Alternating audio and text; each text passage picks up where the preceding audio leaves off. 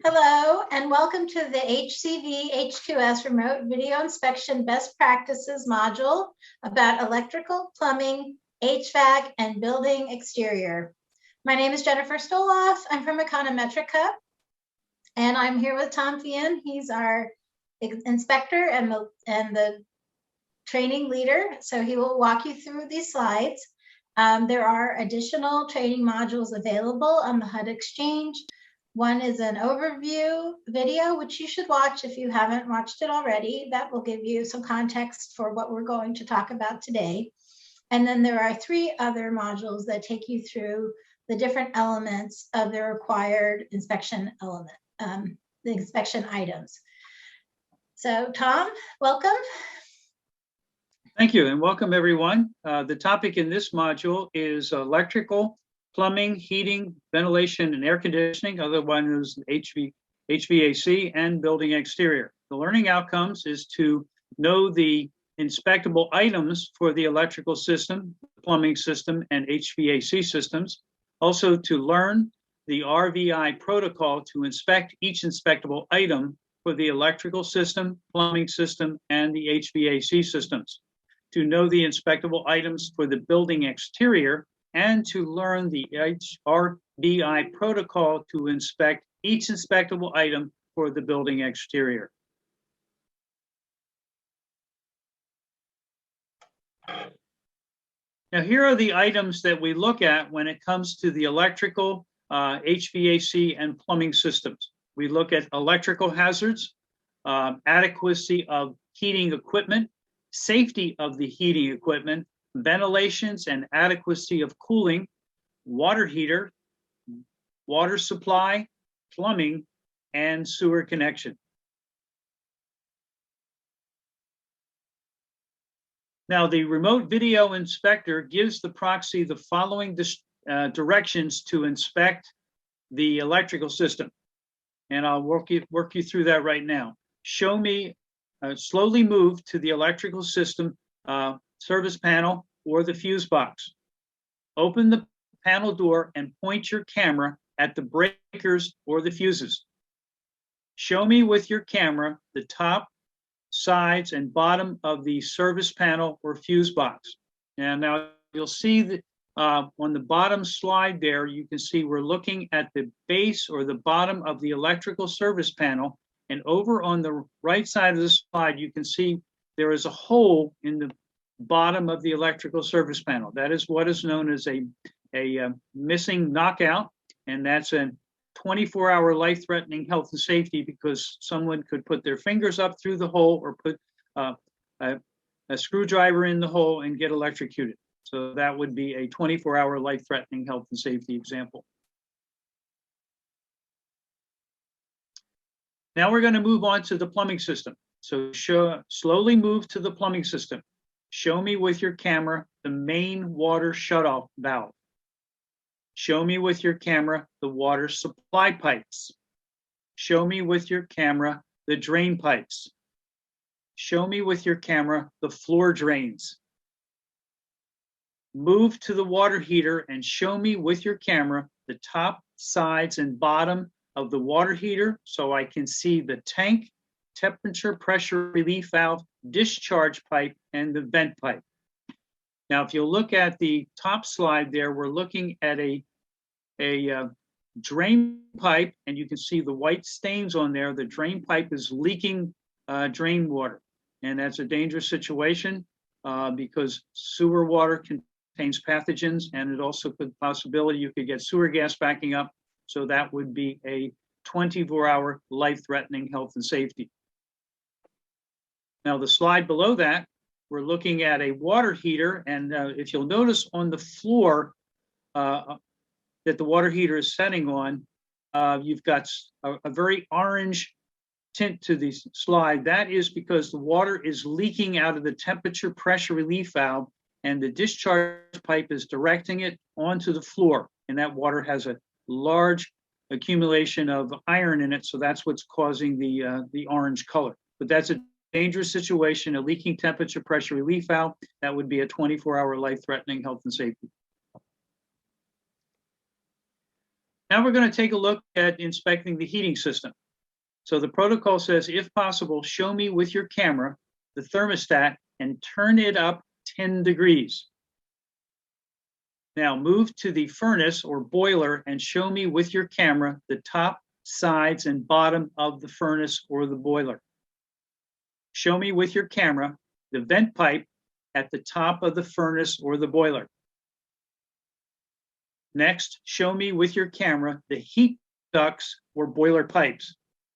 When finished, turn the thermostat down 10 degrees. I like that as an inspection technique, turning it up 10 degrees, down 10 degrees. That way you know exactly how much you turned up or turned down the thermostat.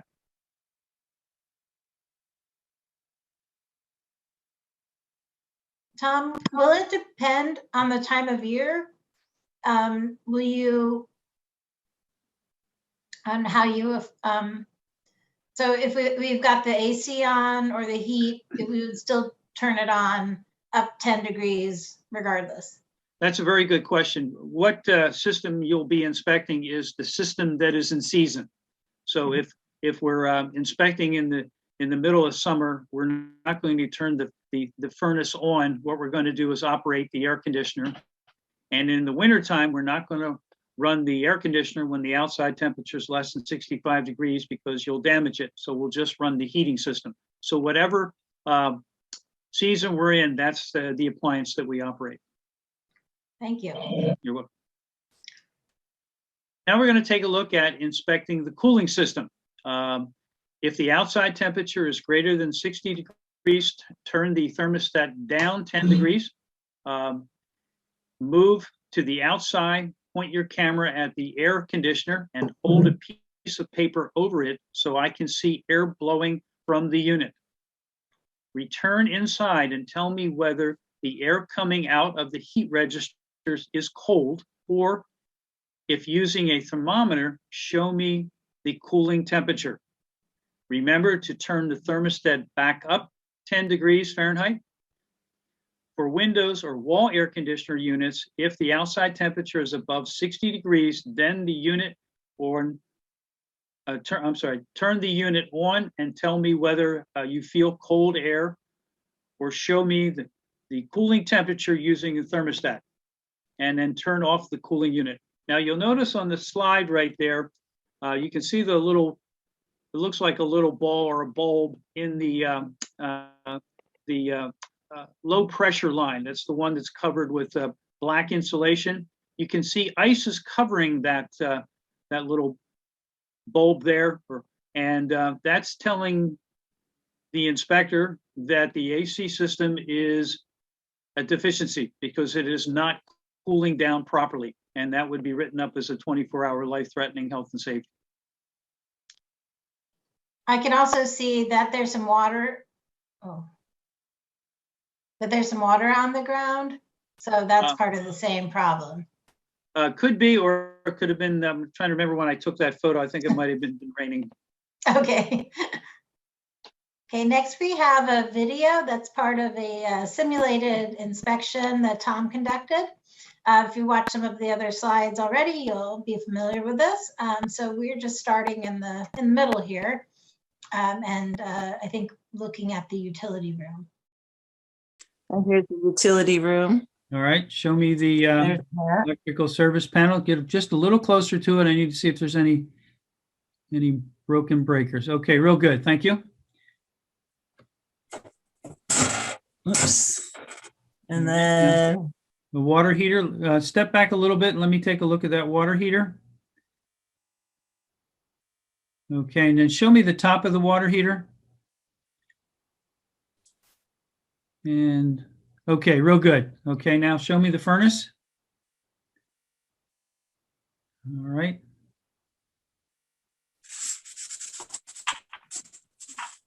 Real good. lay down. Okay. Oh, we've got a fire extinguisher there. Show me. Get a little closer to that. I want to look at the gauge. Perfect. Okay. Good. Thank you. All right. Keep moving to your left.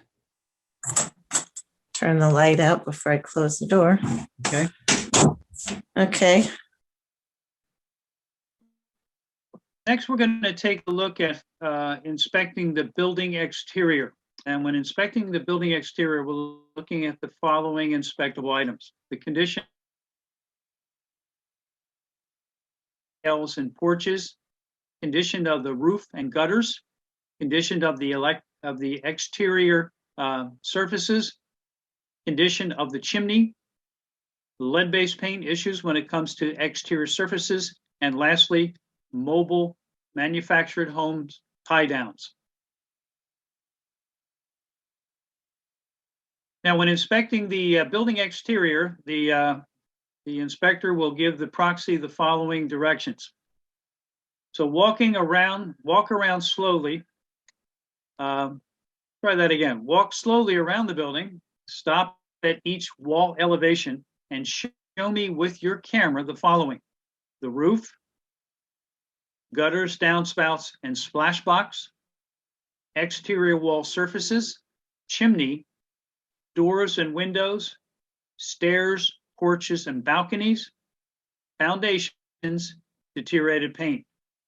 For a manufactured home, point your camera at the tie down underneath the manufactured home. Yes. Could you explain what a tie down is? I don't know if everybody is familiar with that. Well, many times manufactured homes, they're located in high wind areas, and when you get very high winds, it has a tendency to blow the manufactured home away. It'll pull it off its foundation. So to hold that manufactured home chassis to the ground, they install what are called tie downs. And if you look at the center of the center photo in the slide there, you can see right here a tie down. And the tie down is fastened to the chassis of the manufactured home, and then it's connected into the footer that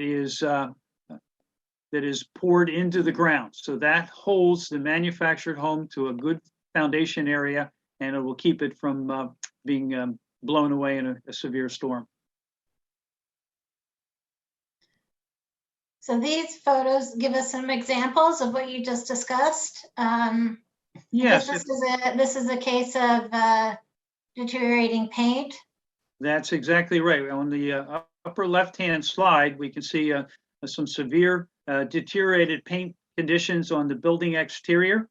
And keep in mind that when we're doing the inspection, we're looking at the complete wall, not just a particular area of the wall. The old standard was that if the peeling paint was less than 5 feet, it had to be scrape primed and painted. But now HUD is saying it has to be the whole wall surface. So that's what we're looking at in this slide. We're looking at peeling paint on the exterior wall surface. And over on the right side, we're looking at a home that has vinyl siding. But remember, as we do this inspection, we have to look at each side of the home, what we call each elevation, and we evaluate the roof, gutters and downspouts, the siding, and the foundation area. The bottom slide here on the right-hand side, we've got a missing spindle on the deck balcony, and that's a dangerous situation because someone could fall through there. So that would be what we would consider an imminent health and safety hazard and would have to be fixed within 24 hours.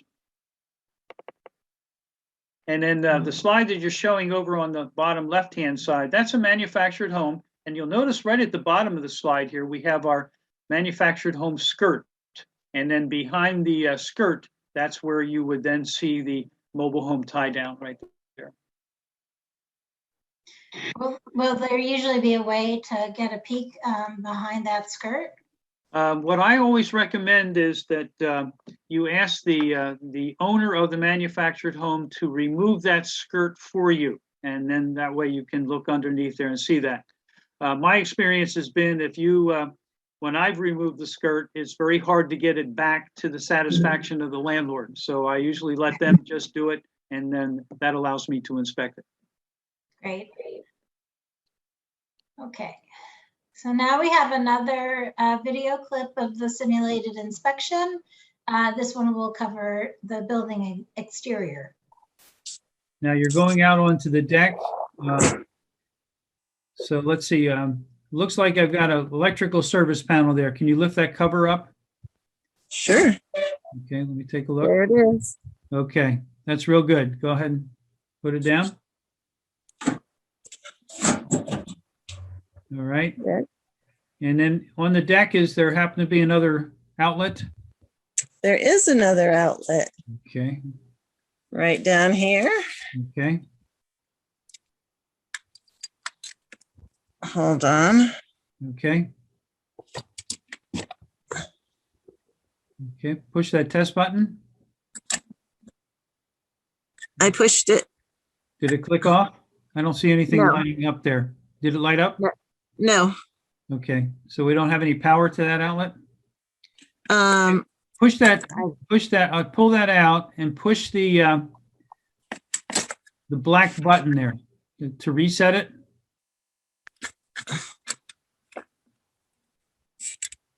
Huh. Okay. Yeah, go ahead and put in the tester again. I'm gonna put it in the bottom one this time. Did it light up? No. No. Okay, push the red, before we pull that out, push the red one again. The red test button. Yeah. Did anything light up? No. Okay, all right. So we got a broken GFI. Okay. All right, go ahead and pull that out. I need to get that fixed. Okay. Okay. Okay. So now step back and give me a good panoramic view of the back of the condo along with the roof. Okay.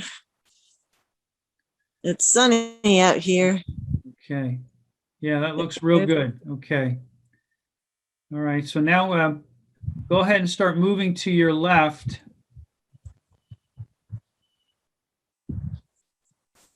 Okay, that looks good. People are going to be saying, are they going to sell it? Sorry, Charlie. That looks good. I hope you're seeing it okay because it's sunny. No, I'm seeing it perfect. It really looks very good. Really good.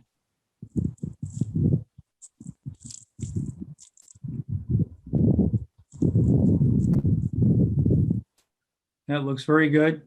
Keep going. Hey, what? Just step back a little bit. Give me more of a view of that that wall there.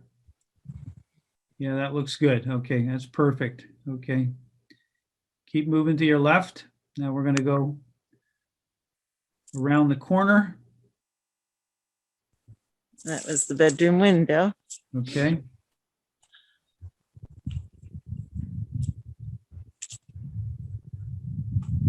Okay. Ooh. Looks good. Okay. Now, there's an air conditioner. Is that correct? That's correct. Okay, so let's go over and take a look at that. That's the front door. Okay. And the There's air conditioner the air is conditioner. covered because it's still winter. Okay, that's fine. Okay. Now go back to the front address again. There's the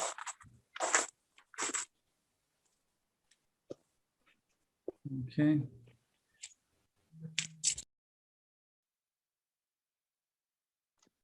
All right, now we've come to the RBI results, and the results are recorded using Form 52580A or the 52580, what is known as the short form, or collected in the data collection device.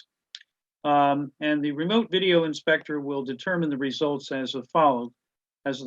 There are four conditions and results of the inspection. We have pass with comment, fail, and inconclusive. Now, there's no deficiencies. Pass with comment. There are some deficiencies, but none are life-threatening. Then we have the fail ratings. Non-life-threatening deficiencies are present, such as a missing discharge pipe on a water heater, or we have a life-threatening deficiency, which are present, and that would be, for example, exposed main electrical wires. And then lastly, we might have an inconclusive rating. For example, would be an appliances are present, but utilities are shut off on the initial inspection. Now, the inspection results, the inspector will report the results, will be available immediately. The inspector will send the unit's results, pass with comment, fail, or inconclusive, to the proxy via email. If the inspection receives a fail status, the inspector will inform the proxy of what needs to be corrected to receive a pass status. If the proxy wants a same-day re-inspection, the proxy tells the inspector during the call. The inspector will inform the proxy of available times. If the proxy wants to re-inspect at a later date, then they must call the Public Housing Authority's HQS office to schedule the re-inspection. And lastly, the proxy restores their preferred settings on their phone after the inspection and call are completed. Thanks, Tom. That concludes this module. We appreciate you taking the time to join us, and just know that you can